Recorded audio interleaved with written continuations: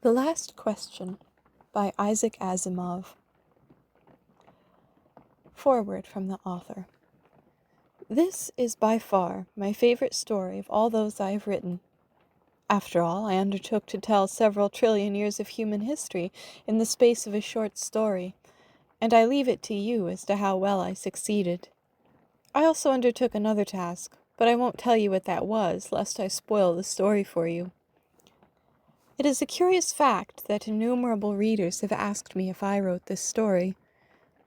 They seem never to remember the title of the story, or, for sure, the author, except for the vague thought it might be me. But, of course, they never forget the story itself, especially the ending. The idea seems to drown out everything, and I'm satisfied that it should. The Last Question.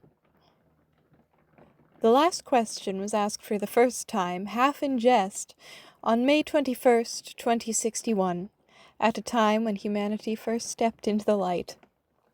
The question came about as a result of a $5 bet over highballs, and it happened this way.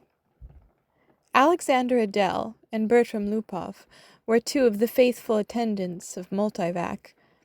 As well as any human beings could, they knew what lay behind the cold, clicking, flashing face, miles and miles of face, of that giant computer. They had at least a vague notion of the general plan of relays and circuits that had long since grown past the point where any single human could possibly have a firm grasp of the whole. Multivac was self-adjusting and self-correcting. It had to be, for nothing human could adjust and correct it quickly enough, or even adequately enough. So Adele and Lupov attended the monstrous giant only lightly and superficially, yet as well as any men could. They fed it data, adjusted questions to its needs, and translated the answers that were issued.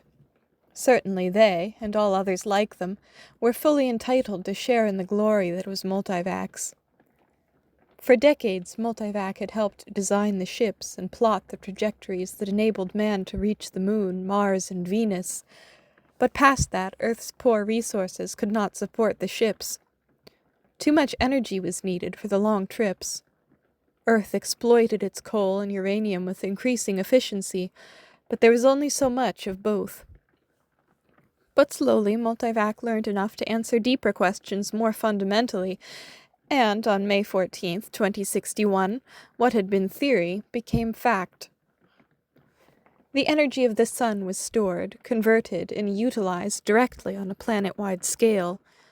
All Earth turned off its burning coal, its fissioning uranium, and flipped the switch that connected all of it to a small station, 1 mile in diameter, circling the Earth at half the distance of the Moon. All Earth ran by invisible beams of sun power. 7 days had not sufficed to dim the glory of it, and Adele and Lupov finally managed to escape from the public functions, and to meet in quiet where no one would think of looking for them, in the deserted underground chambers where portions of the mighty buried body of Multivac showed. Unattended, idling, sorting data with contented lazy clickings, Multivac too had earned its vacation, and the boys appreciated that. They had no intention, originally, of disturbing it. They had brought a bottle with them, and their only concern at the moment was to relax in the company of each other and the bottle. "It's amazing when you think of it," said Adele. His broad face had lines of weariness in it, and he stirred his drink slowly with a glass rod, watching the cubes of ice slur clumsily about. "All the energy we can possibly ever use for free.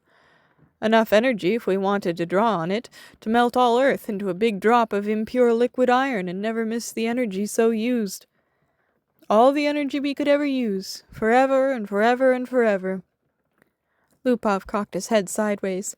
He had a trick of doing that when he wanted to be contrary, and he wanted to be contrary now, partly because he had to carry the ice and glassware. "Not forever," he said. "Oh, hell, just about forever. Till the sun runs down, Bert." "That's not forever." "All right, then. Billions and billions of years. 10 billion, maybe. Are you satisfied?" Lupov put his fingers through his thinning hair as though to reassure himself that some was still left, and sipped gently at his own drink. 10 billion isn't forever. Well, it will last our time, won't it? So would the coal and uranium.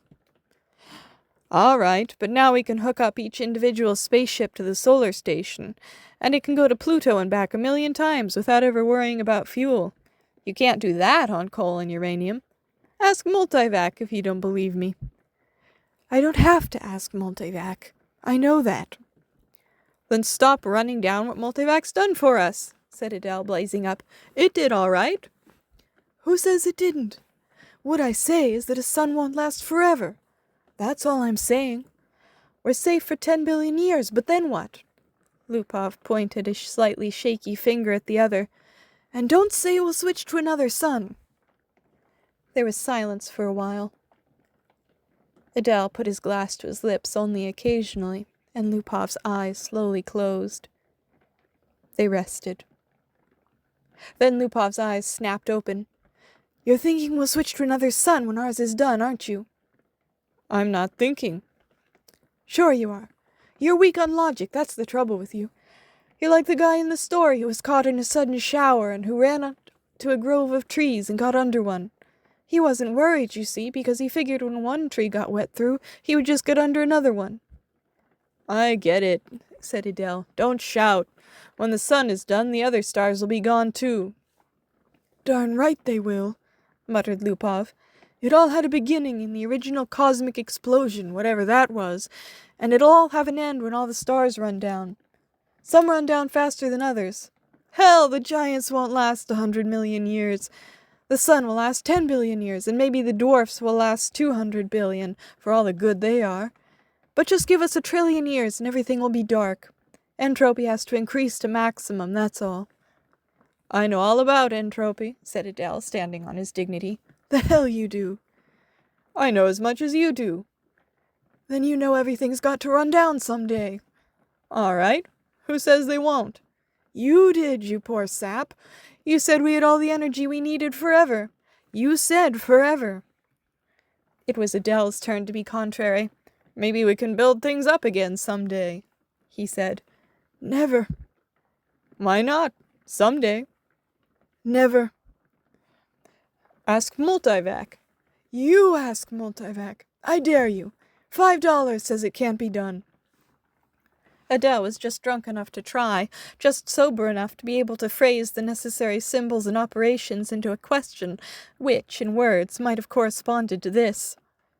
Will mankind one day, without the net expenditure of energy, be able to restore the sun to its full youthfulness, even after it had died of old age? Or maybe it could be put more simply like this. How can the net amount of entropy of the universe be massively decreased? Multivac fell dead and silent. The slow flashing of lights ceased, and the distant sounds of clicking relays ended. Then, just as the frightened technicians felt they could hold their breath no longer, there was a sudden springing to life of the teletype attached to the portion of Multivac. 5 words were printed. Insufficient data for meaningful answer. No bet, whispered Lupov. They left hurriedly. By next morning, the two, plagued with throbbing head and cottony mouth, had forgotten the incident.